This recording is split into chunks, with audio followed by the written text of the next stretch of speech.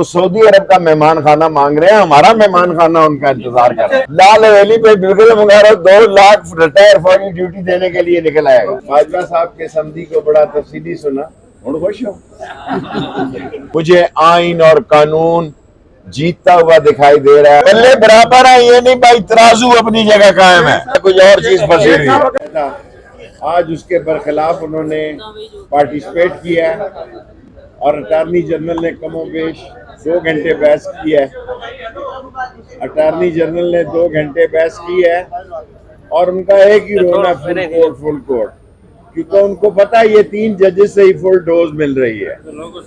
سو supreme court نے بڑے تحمل سے اٹارنی جنرل کو سنا اور اس کے علاوہ حمود الرحمان ڈیفنس سیکرٹری حمود الرحمان کو بھی سنا. حمود الرحمان باجوہ صاحب کے سمدھی کو بڑا تفصیلی سنا, خوش ہوں. اور میں نہ کہنا اگر تجھے سوال نہ کہہ دیں.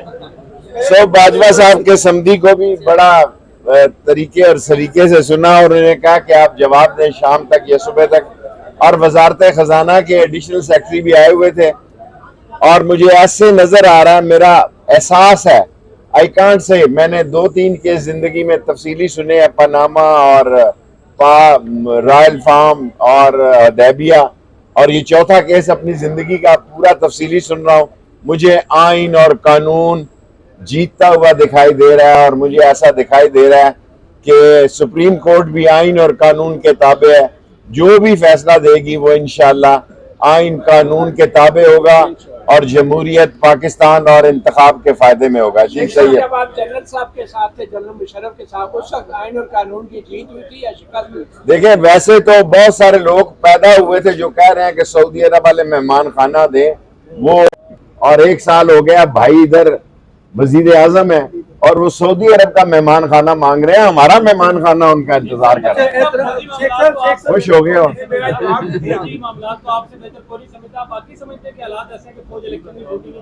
سر ایف سی ہے, رینجرز ہے, ریٹائرڈ فوجی ہیں, 1-2 لاکھ تو ریٹائر فوجی ہیں. بگل مارو تو لال حویلی پہ بگل مارو 2 لاکھ ریٹائر فوجی ڈیوٹی دینے کے لیے نکل آئے گا. شیخ صاحب آپ سیاسی بندے ہیں, یہ بتائیے گا کہ سیاسی مسئلت کی بات کیوں نہیں سنی جا رہی؟ اللہ کے فضل و کرم سے دیکھیں نا, جب سیاست کی بات نہیں سنی جاتی سپریم کورٹ میں آ جاتی ہے. سو سپریم کورٹ آخری ادارہ, پاکستان کا آئین ذبح ہونے سے اور پاکستان کا قانون سپریم کورٹ ہی بچائے.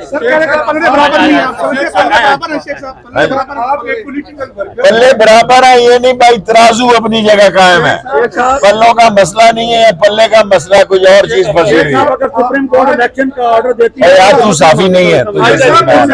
لاسٹ کوسچن, آپ پولیٹیکل ورکر ہیں اور الحمدللہ کوسچن کریں. ایک آدھ بار آ رہے ہیں, آپ یہ بتائیں آج فیصلہ جو آ رہا ہے, مجھے نہیں پتا آج آ رہا ہے کہ کل آ رہا ہے. میں کہہ رہا ہوں آج آ رہا ہے. اچھا, آپ کے منہ میں تو نہیں ڈال رہا, آج آ رہا ہے فیصلہ.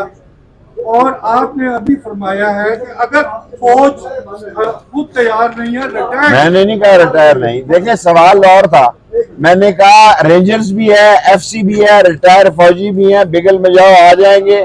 اور میں نے جو بات کہی ہے کہ حمود الرحمان نے جواب دیے ہیں اور ان کو کہا تحریری جواب دو, ایڈیشنل سیکرٹری نے جواب دیے ہیں. جو بات کہی ہے اس پہ ختم کرتا ہوں, فواد کرے گا کہ آئین اور قانون کی فتح ہوگی اور سپریم کورٹ پاکستان کے آئین اور قانون کا جھنڈا بلند رکھے گا. مستقبل کا, اس کی سمت کا فیصلہ کرے گا.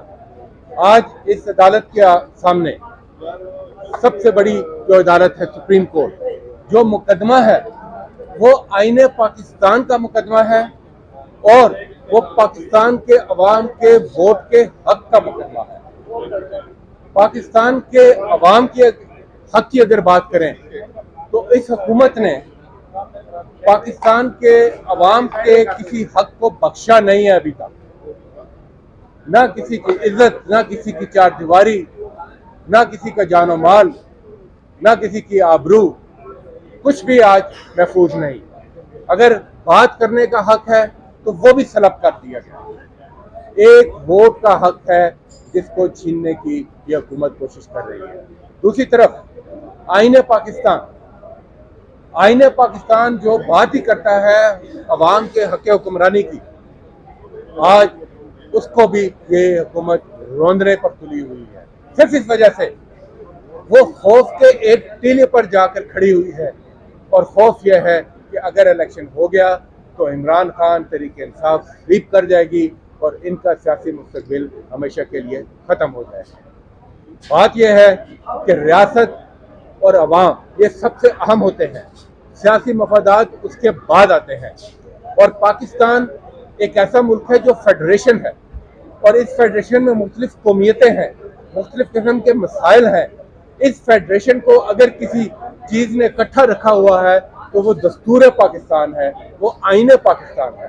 और सियासी तौर पर इस फेडरेशन के लिए जो पॉलिटिकल पार्टीज जिनके हर सूबे में पहुंच है, वो लीडरशिप जो पूरे मुल्क में मकबूल है, उनका भी एक खलीजी इख्तियार होता है। अगर ये जमातें मजबूत होती हैं तो फेडरेशन भी मजबूत होती है। मगर आज अपने सियासी मफादात के लिए कोशिश की जा रही है कि सबसे बड़ी जमात को दीवार के साथ लगाया जाए, चाहे उसके लिए आइन को ही क्यों ना पामाल किया जाए। तो मैं समझता हूँ कि इस मुल्क में जहाँ पर बड़ी कमियां हैं, वहाँ पर तारीख बताती है कि ऐसे लोग हमेशा रहे हैं और आज भी हैं, जो वक्त की हवा के खिलाफ असूल के ऊपर खड़े होने की ताकत रखते हैं। और सुप्रीम कोर्ट का ये जो बेंच है, इसका जो फैसला है, मैं समझता हूँ वो बाइंडिंग है सबके लिए। फैसला तो पहले आ चुका है, अब उस फैसले की जो खिलाफ वर्जी हुई है उसको देखना है। और हम समझते हैं कि अभी भी वक्त है कि मुल्क के मफाद के लिए, रियासत के मफाद के लिए, आज देखें जब रियासत कमज़ोर होती है तो क्या होता है। आज भारत 65 साल हो गए हैं इंडस वाटर ट्रीटी को, कभी भारत की जुर्रत नहीं हुई, जंगें भी हुई कि वो उसके खिलाफ जाए। आज वो नोटिस भेज रहा है इस हुकूमत को कि हम इसको दोबारा से देखेंगे। तो ये मसला सिर्फ हुकूमत का नहीं है, ये मसला पूरे मुल्क का है। ये सिर्फ एक झलक है जो बताती है कि जब सियासी इस्तेकाम नहीं होता तो ना माशी इस्तेकाम होता है, ना दुनिया में आपकी इज्जत होती है, आपको सिक्योरिटी इश्यूज पैदा होते हैं। तो मेरी इल्तिजा है तमाम पॉलिटिकल पार्टियों के साथ कि अपने सियासी मफादात को साइड पर रखते हुए जो कौमी मफादात हैं, जो आइन की बालादस्ती है, जो कानून की हुक्मरानी है, उसको सामने रखें। बहुत बहुत शुक्रिया।